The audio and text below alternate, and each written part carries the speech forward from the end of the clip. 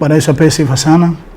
Kwa majina yangu naitwa Canon Thomas Aule Mayela, mchungaji wa kanisa Anglikana Tanzania, Diocese ya Dar es Salaam, natumika kwenye mtaa wa Kristo Mfalme hapa Kinondoni. Maono ya mfungo wa tatu kavu ni neno kabisa la Mungu kwenye kitabu cha Esther ile sura ya 4. Tunaona namna ambavyo wana wa Israeli walipata changamoto wakiwa chini ya utawala wa Ahasuero. Vita iliinuka juu ya Naaman na wakawa katika hatari ya kufa, poteza maisha na kadhalika. Basi wakapiga mbiu ya kuingia kwenye mfungo wa maombi ya siku tatu kavu, mchana na usiku, pasipokula wala pasipokunywa.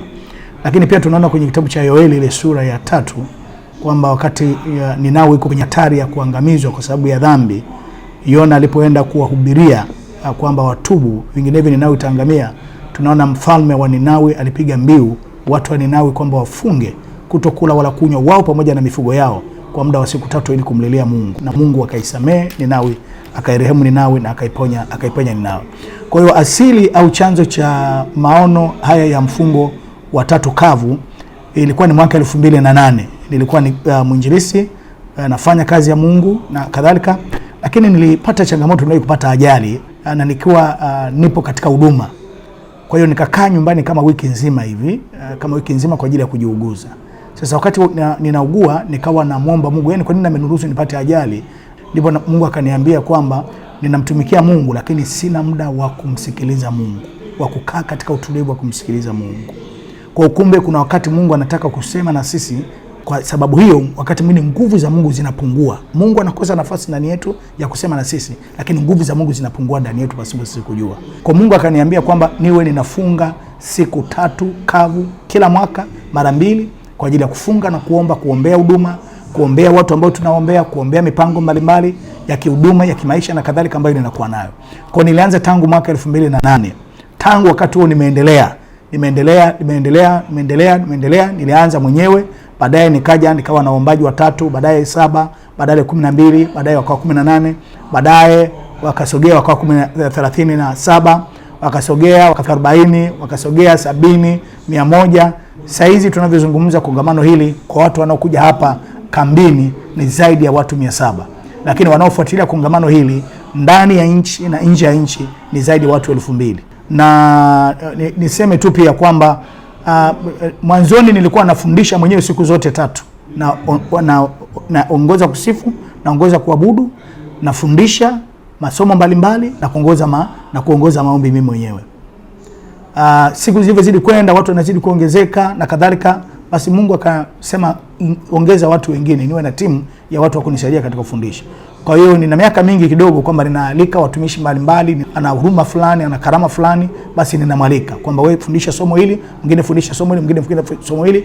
Lakini sasa baadaye tumekuwa na praise team kabisa ya huduma hii ya tatu kavu, na nishukuru sana Baba Askofu Jackson Sosensi Jackson, ndio amekuwa mlezi kwa miaka mingi kulea huduma na kulea pia karama na vipawa na maono ambayo Mungu ameyaweka sisi tuyasimamie tukiwa chini yake. Kuna baadhi ya wakati tumepata wageni hata kutoka nje ya nchi ambao wamekuja physical kushiriki kwenye ile kongamano. Hata sasa hivi kwenye ile kongamano linaloendelea wako ambao wanafuatia kongamano hili kwenye nchi mbalimbali. Tuna watu kutoka Japan, kuna Korea, tuna China, tuna India, tuna Marekani, tuna Uingereza, tuna Dubai, tuna Jamaica, tuna Canada ambao ni wanatatukavu wanafunga. Lengo la kongamano hili ni kuomba kwa ajili ya mahitaji ya watu, wapate utulivu wa kumsikiliza Mungu na kuomba kwa ajili ya shida zao na mahitaji yao, lakini pia kuiombea nchi, kuliombea kanisa. Kanisa tunaombea uongozi wa kanisa, askofu mkuu, maaskofu, wachungaji, mashemasi, wainjilisi, walimu, makatekista, viongozi mbalimbali wa idara na taasisi mbalimbali walioko ndani ya kanisa. Kongamano hili la mwaka 2026 la Januari, ujumbe mkuu unatoka kwenye kitabu cha Zaburi 119 mstari wa 6. Wanasema ndipo mimi sitaaibika nikiyashika mausia yako. Mausia ya Mungu ni ahadi za Mungu, mausia ya Mungu ni neno la Mungu. Kwa hiyo mwaka huu ujumbe wetu wa Januari hii, mimi sitaaibika. Na huu ni ujumbe wa kibujasiri kabisa ambao Mungu anauleta kwetu kwamba mwaka huu watu hawataaibika. Ukisimama na Mungu, ukitembea na Mungu, mwaka huu watu wakitembea na Mungu, wakisimama na Mungu, Mungu hatawaacha waaibika. Maana Mungu anasema yeyote ajaye kwangu sitamtupa nje kamwe. Kwa hiyo tumekuja kwa Mungu ili tuombe nguvu za Mungu za kutembea katika mwaka 2026.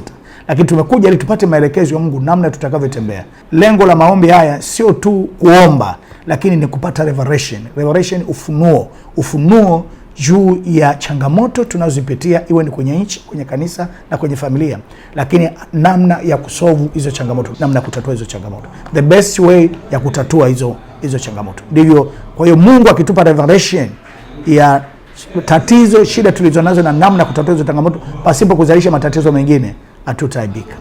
Kongamano hili sasa hivi linajumuisha watu wa madhehebu yote kabisa wako hapa, na katika kongamano hili so far tuna washiriki kutoka katika mikoa 11. Tuna washiriki kutoka hapa Dar es Salaam, kutoka mkoa wa Pwani, kutoka mkoa wa Morogoro, kutoka mkoa wa Mbeya, kutoka mkoa wa Njombe, kutoka mkoa wa Iringa, kutoka mkoa wa Morogoro, kutoka mkoa wa Dodoma, kutoka mkoa wa Kagera, kutoka mkoa wa Mara, kutoka mkoa wa Mtwara, kuna mkoa wa Arusha pia.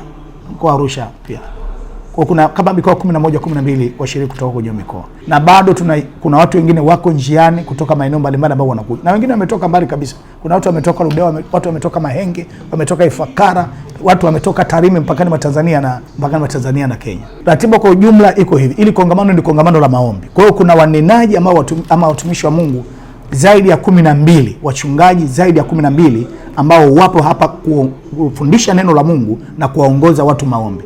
Na kongamano hili watu wanajifunza sana neno la Mungu, maisha ya utakatifu, maisha ya imani, kumwamini Mungu, maisha ya matumaini, kutiwa moyo, kuonywa, kuelekezwa na kufundishwa katika maeneo mbalimbali. Kwa hiyo kongamano hili tunafunga na kuomba, tunakaa hapa siku 3 na ratiba inaanza kama hivi. Leo saa 2 tumeanza kongamano rasmi, lakini tunaenda mpaka saa 4 usiku. Hapo ni mafundisho na maombi. Kuanzia saa 4 usiku mpaka saa 6 watu wata break kwa ajili ya kuwa na maombi binafsi na kupumzika kwa ajili ya kufanya usafi. Saa 6 usiku tunaanza maombi ya vita usiku, kuvunja nguvu za giza, madhabahu, magonjwa, ajali, mateso, mashambulizi mbalimbali ya shetani mpaka saa 10 alfajiri. Then tuna break kwa ajili ya watu kufanya usafi na watu kupata muda binafsi wa kuwa na maombi yao binafsi. Kwa maombi hapa ni usiku na mchana. Tafsiri hasa ya mfungo ni kuacha vitu kwa maana ya chakula, vinywaji na vitu ambavyo tunavipenda kwa ajili ya Mungu, kwa ajili ya kumtafuta Mungu, kwa ajili ya kuomba huruma za Mungu, rehema za Mungu, msaada wa Mungu na nguvu za Mungu pia. Kwa hatuli, hatunywi na tunafunga pia hata kutumia simu. Tunao watu wengi sana ambao wanashuhuda kupitia makongamano haya, wenye HIV, wenye kansa, waliokuwa na magonjwa ya sukari, magonjwa mbalimbali.